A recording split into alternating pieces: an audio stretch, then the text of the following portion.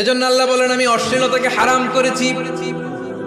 অশ্লীলতাকে হারাম করার প্রথম কারণ হলো এর মাধ্যমে মানবতাকে অপমানিত করা হয়। কারণ মানুষের সম্মান মানুষের পোশাকে।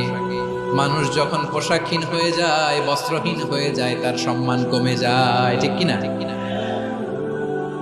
অশ্লীলতাকে হারাম করার প্রথম কারণ হচ্ছে মানুষ মানুষকে অপমান করে। একটা নারী, সে তো সম্মানিত, নারী যে কত সম্মানিত নারীর এটা বুঝেই নেই।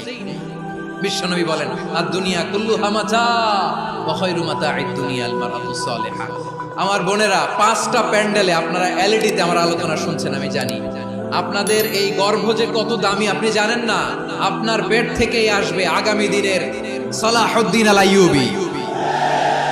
আপনার পেট থেকেই আসবে অনাগত দিনের ইমাম মাহদী আল মুনতাযর। আপনার পেট থেকেই আসবে অনাগত দিনের ফয়সাল, ওয়াসিম, মুগ্ধ, আবু সাইদের মতো বীর যোদ্ধা।